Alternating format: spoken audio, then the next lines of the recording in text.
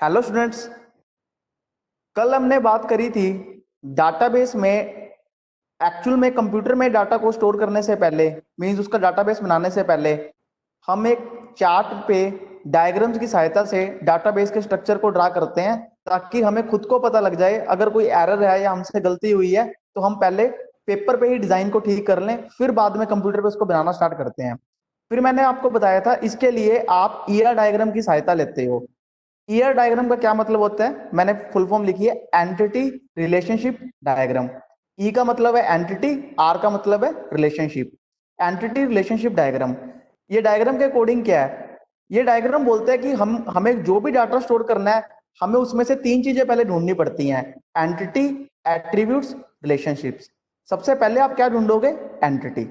Means सबसे पहले आप ये चेक करोगे कि जिस भी ऑर्गेनाइजेशन का आप डाटाबेस बनाना चाहते हो, उस ऑर्गेनाइजेशन में कौन कौन सी एंटिटीज क्या है। अब एंटिटीज होती क्या है, इसके बारे में भी थोड़ी बात कर लेते हैं। सबसे पहले हम इसमें एंटिटी की बात कर रहे हैं, तो मैंने आपको अंडरलाइन करके एंटिटी के बारे में बताया हुआ है। मैंने लिखा हुआ है entity, it is an object और thing in real world about which information is recorded. अगर हम इसी हिंदी में पढ़ें, ऐसा ऑब्जेक्ट या ऐसी चीज जिसके बारे में हमने अपना डाटा स्टोर करना है, उसे एंटिटी कहते हैं। मींस डाटाबेस में आप जिसके बारे में इंफॉर्मेशन स्टोर करना चाहते हो या डाटा स्टोर करना चाहते हो, उस चीज को एंटिटी कहते हैं। अब आप कहोगे सर इतना समझ में नहीं आ रहा, एग्जाम्पल से समझोगे तो आपको इजीली समझ में आएगा। मैंने आपको कल बताया था, जब भी आपको डाटाबेस का डिजाइन बनाना होता है, चाहे वो पेपर पे क्यों ना बनाना हो, चाहे उसका चार्ट ही क्यों ना बनाना हो, सबसे पहले आपको ये जरूर चेक करना पड़ता है कि ऑर्गेनाइजेशन क्या काम कर रही है। क्योंकि जिस ऑर्गेनाइजेशन के लिए हम डाटाबेस को बना रहे हैं, हमें उसकी वर्किंग का पता होना चाहिए। हम स्कूल का एग्जाम्पल कर रहे थे, उसी को मान लेते हैं। मैंने आपको बताया था स्कूल में स्टूडेंट्स पढ़ते हैं और टीचर्स टीच करते हैं। इससे हमें पता लग गया कि हमारी दो एंटिटीज हैं, स्टूडेंट एंड टीचर। अब मैं पूछूं, ये दो एंटिटी क्यों बनाई है हमने, स्टूडेंट और टीचर? क्योंकि हमने इनके बारे में डाटा स्टोर करना है। आपको पता लग गया ना स्कूल में क्या होता है। आप कहोगे सर स्कूल में स्टूडेंट पढ़ते हैं और टीचर उनको पढ़ाते हैं, तो स्कूल के लिए एंटिटी क्या होगी? आपको डाटा किसके बारे में स्टोर करना है? आप कहोगे सर एक तो स्टूडेंट के बारे में डाटा स्टोर करना है, एक टीचर के बारे में स्टोर करना है। हो सकता है कि हमें कोई थर्ड एंटिटी भी बनानी पड़ जाए। थर्ड एंटिटी कौन सी बन सकती है? स्कूल में स्टूडेंट भी होते हैं, टीचर भी होते हैं, नॉन टीचिंग स्टाफ भी होता है, तो नॉन टीचिंग के लिए भी एंटिटी बन सकती है। लेकिन हम अपने एग्जाम्पल में मान के चल रहे हैं कि हमने दो एंटिटी बना ली, स्टूडेंट और टीचर। तो इस एग्जाम्पल में मेरी एंटिटी कौन सी है? स्टूडेंट और टीचर। क्यों मैंने स्टूडेंट और टीचर को एंटिटीज बनाया? क्योंकि हमने इसके बारे में डाटा स्टोर करना है। यही मैंने ऊपर डेफिनेशन में लिखा था, जिसके बारे में हम अपना डाटा स्टोर करते हैं उसे एंटिटी कहते हैं। फिर बात आती है इसको रिप्रेजेंट कैसे करते हैं। मैंने आपको बताया था ना, हम एक चार्ट पे या एक वाइट पेपर पे एंटिटी को रिप्रेजेंट करेंगे डायग्राम की सहायता से। ईआर डायग्राम में एंटिटी को रिप्रेजेंट करने के लिए हम रेक्टेंगुलर बॉक्स का प्रयोग करते हैं। मैंने लिखा भी है, एंटिटी को रेक्टेंगुलर बॉक्स से रिप्रेजेंट किया जाता है। एग्जाम्पल मैंने समझा दिया। मैंने स्टूडेंट की एंटिटी बनाई है, उसको रेक्टेंगुलर बॉक्स में रख दिया। टीचर लिख दिया, उसको भी रेक्टेंगुलर बॉक्स में रख दिया।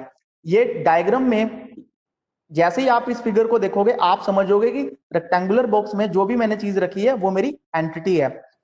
अगर मैं इसमें बात करूं तो यहाँ पे कितने रेक्टेंगुलर बॉक्स हैं? आप कहोगे सर दो रेक्टेंगुलर बॉक्स हैं, तो मेरी कितनी एंटिटीज हैं? दो। और रेक्टेंगुलर बॉक्स के बीच में आपने क्या करना होता है? एंटिटी का नाम लिखना होता है। पहली इंफॉर्मेशन हमें स्टूडेंट के बारे में सेव करनी है, तो स्टूडेंट एंटिटी बन गई।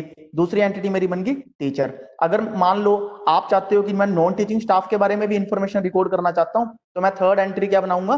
Third entity non teaching staff बनाऊंगा। तो मैं एक और रेक्टेंगुलर बॉक्स बनाऊंगा, उसमें लिख दूंगा उस एंटिटी का नाम, नॉन टीचिंग।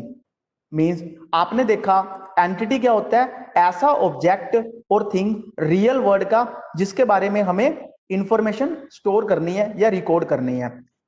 स्कूल के डाटाबेस की अगर हम एग्जांपल की बात करें, तो स्कूल में हमें किन के बारे में इंफॉर्मेशन स्टोर करनी है? आप कहोगे सर स्टूडेंट और टीचर के बारे में। और ईआर डायग्राम में स्टूडेंट और टीचर को, एंटिटी को कैसे रिप्रेजेंट करते हैं? आप कहोगे सर रेक्टेंगुलर बॉक्स में।